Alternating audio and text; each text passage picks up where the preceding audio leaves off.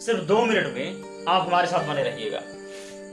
अगर विस्तार से चाहिए तो कमेंट में बताइएगा जरूर। तो सबसे पहले जान ले कि सिंथेसिस होता क्या। सिंथेसिस मीन्स होता है, साफ साफ शब्दों में सिंथेसिस का वो अर्थ है बाबू कि सिंथेसिस उसको कहते हैं कि जिसमें 2 या 2 से अधिक वाक्यों को मिलाने से, याद करें, देखो अब जितने आप दिमाग बैठाएंगे लिखने से ज्यादा यार समझने की जरूरत है लिखने से ज्यादा। कोई कह देगा भैया बताओ सिंथेसिस होता क्या है, कोई रुक जाओ, रुको ही, हमें काफी में मेरे सच लिखा है, लिख कर लाइए तब तुम्हें बताइए तो ये होता है।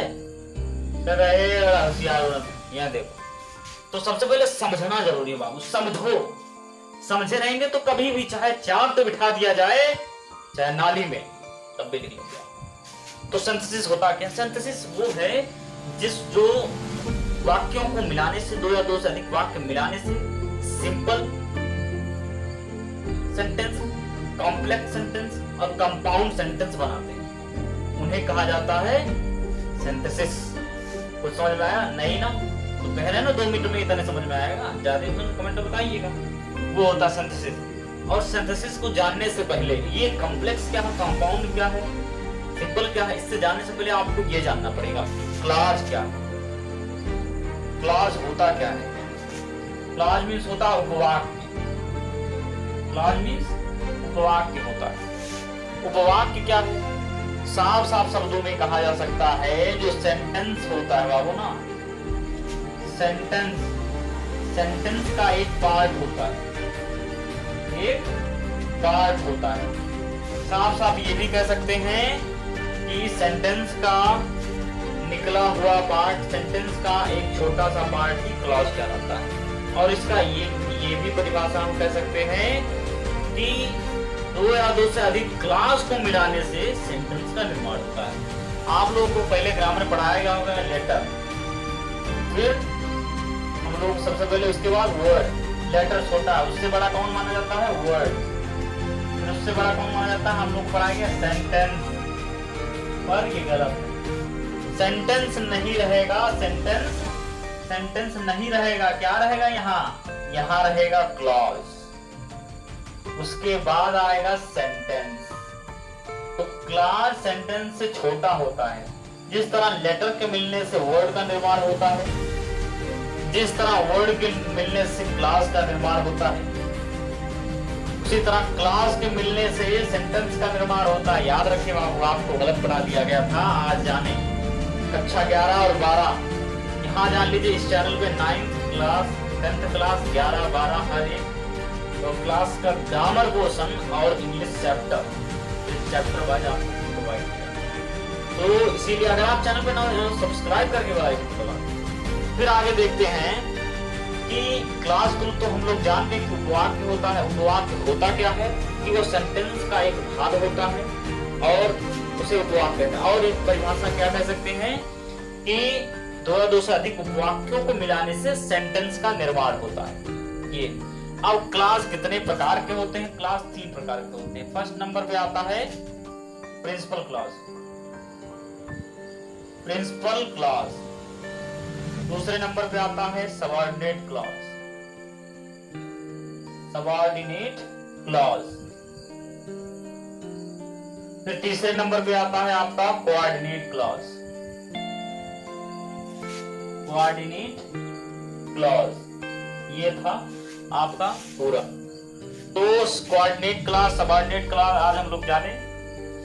फिर उसके बाद देखते हैं ये इसके क्लॉज के पार्ट हैं, तब जाकर आपको समझ में आएगा क्या होता है सिंथेसिस। होता क्या? सबसे पहले शुरू में बताए थे, सिंथेसिस वो प्रक्रिया है जो वाक्यों को मिलाने से, जो हमें वाक्यों को मिलाते हैं तो 2 या 2 से अधिक वाक्यों को मिलाने से क्या बनता है? सिंपल सेंटेंस,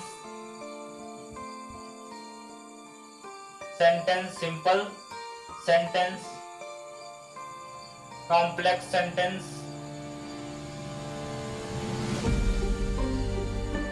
कॉम्प्लेक्स सेंटेंस काम वही same to same, compound sentence.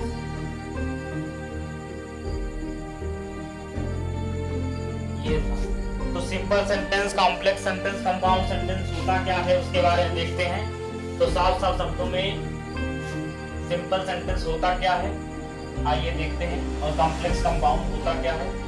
तो साफ साफ शब्दों हम ये कह सकते हैं बाबू कि सिंपल सेंटेंस वो प्रक्रिया है, सिंपल सेंटेंस कैसे बनाया जाता है वो देखेंगे, कॉम्प्लेक्स कैसे बनाया जाता है वो देखेंगे, और कंपाउंड सेंटेंस कैसे बनाया जाता है वो देखेंगे। साफ साफ ये जानते हैं क्या है, ये है क्लास के अकॉर्डिंग, क्लास के अकॉर्डिंग 3 टाइप्स के सेंटेंस होते हैं। There are 3 types of sentence, there are 3 types of sentence according class. Class के अनुसार कितने प्रकार के सेंटेंस होते हैं? 3 प्रकार के। कौन कौन से आपको दिख रहा होगा? 3 प्रकार के सेंटेंस होते हैं किसके अकॉर्डिंग? क्लास के अकॉर्डिंग। क्लास मींस उपवाक्य, क्लास मींस उपवाक्य के अकॉर्डिंग। अब सिंपल कैसे बनता है तो याद रखें बाबू, साफ साफ शब्द हमने बताया था कि principal plus principal, principal class plus principal class मिलाने से बनेगा सिंपल प्रिंसिपल प्लस सबऑर्डिनेट,